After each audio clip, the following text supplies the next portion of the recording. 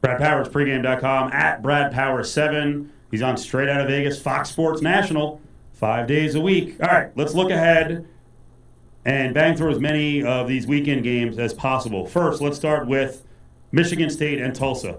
23.5. You have some interesting numbers on Michigan State in terms of these big spots laying a lot of points, straight up, and ATS.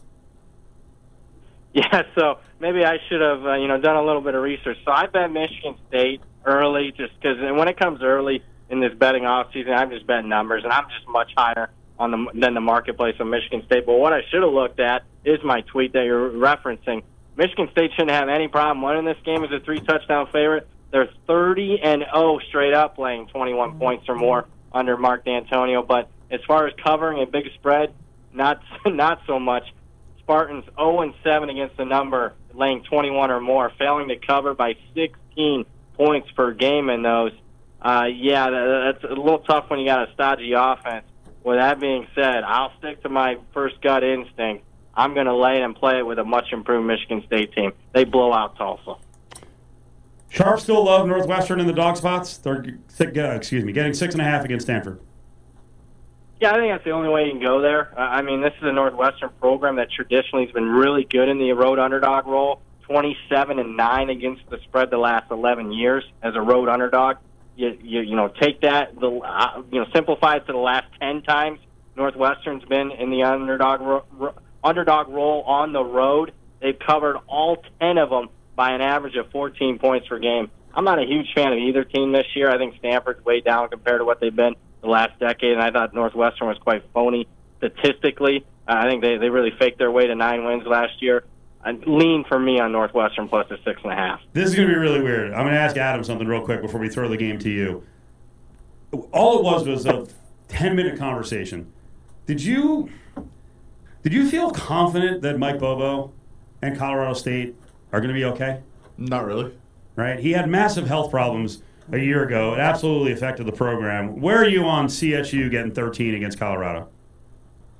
Yeah, I'm neutral on this one because I think there's a lot of uncertainty. The new Colorado head coach, Mel Tucker.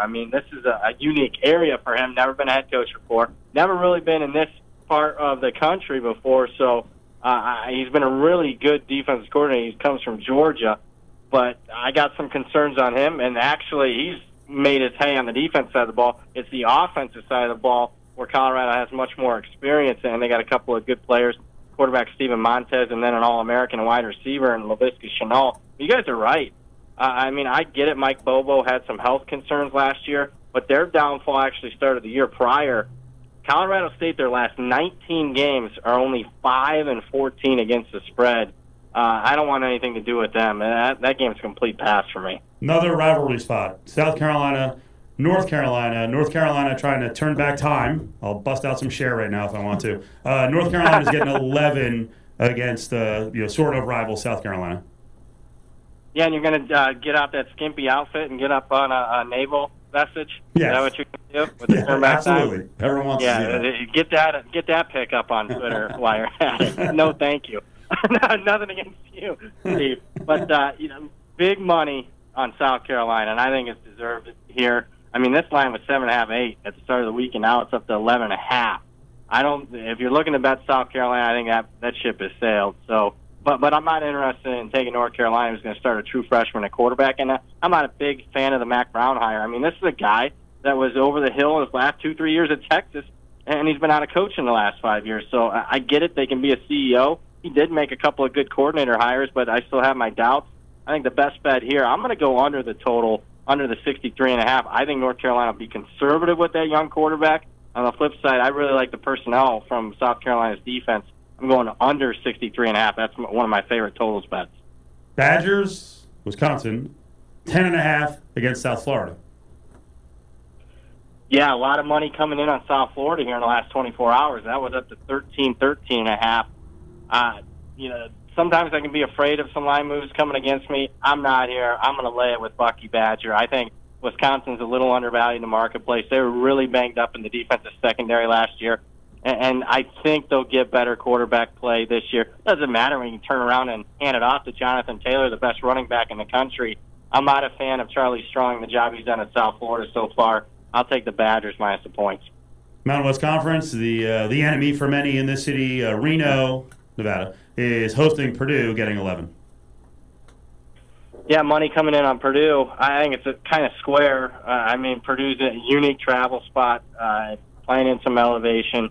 A relatively inexperienced offense for Purdue outside of Rondell Moore. 11's too pricey for me. Although I'm not, I'm not running to a betting window to bet the Wolfpack here with all their question marks at quarterback throughout fall camp. I think 11 sounds about right to me. You mentioned the marquee game of the weekend with Oregon and Auburn. Regional powers for sure coming together in this one. Auburn laying 3.5 against Oregon. Oregon certainly with the big-time quarterback prospect, but can they hang in it? Yeah, and that number's going up to 4. Oof. That's telling me some bigger money's on the Tigers because I think at this point I might be able to talk myself into the Ducks, although, man, we'll see how the Pac-12 does tonight if it's not looking good. And that's something to keep an eye on. We see this in bowl season a lot. If a conference gets off to a poor start, sometimes you'll see the market react negatively against that conference, and maybe that's starting to be the issue here. But I got the much more experienced quarterback. I have Justin Herbert making his 29th career start against Auburn. He's starting a true freshman in Bo Nix. Because of that and that alone, I'll lean with the Ducks plus the points. If you're going to take the Ducks, should you wait and find out what's going to happen in this UCLA game if they get run out? Yeah, I'm going to wait. It looks like, what's stopping it now? It went through 3. Because it was 2.5 earlier this summer. It went right through a key number 3. And what's stopping it from going a little bit higher? So I'd be in wait-and-see mode here. Looks like the betting tickets are split, so it's nothing like it's public money driving it. Well, let's see how far the Sharps are willing to take Auburn here. College football, week 1 last week, week 0. So a bunch of games on the board.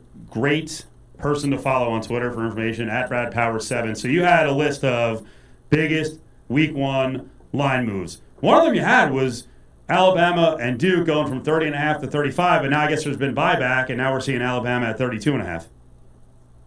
Yeah, and the buyback is all because of the Alabama injury report and the suspension report. Alabama's going to be playing without 4 of their top players in the first half of the game. But I think even more concerning for the Alabama team, not necessarily for this game, but for the entire season, they lost their starting middle linebacker, Dylan Moses. In my opinion, outside of Tua Tagovailoa, the second most important player on Alabama's team this year. He was the guy making the defensive calls. He was a leading tackler last year. And whenever Alabama's had that top-ranked type of defense, they've had that alpha dog in the middle, the Rolando McClains, the Dante Hightowers of the world. They don't have it now because Alabama's going to have to play not 1 but 2 true freshmen in the middle of that defense at linebacker. I'm taking Duke plus the points. Brad, rapid fire in about 2 minutes here. 4 more big line moves, and if you're reacting to any of them. Michigan now 34, up 4.5 points against Middle Tennessee. Still lean with the Wolverines. I took some of that early action. I think Michigan blows out Middle Tennessee playing without their all-time leading passer, Brent Stockstill, graduated. Mizzou has moved against Wyoming.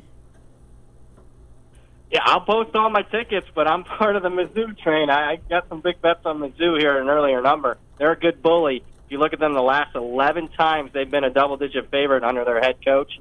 They've gone 9-2 against the spread, average cover by more than 2 touchdowns per game. I'll take the Tigers minus the points. USC as high as 14, up from 9.5 against Fresno.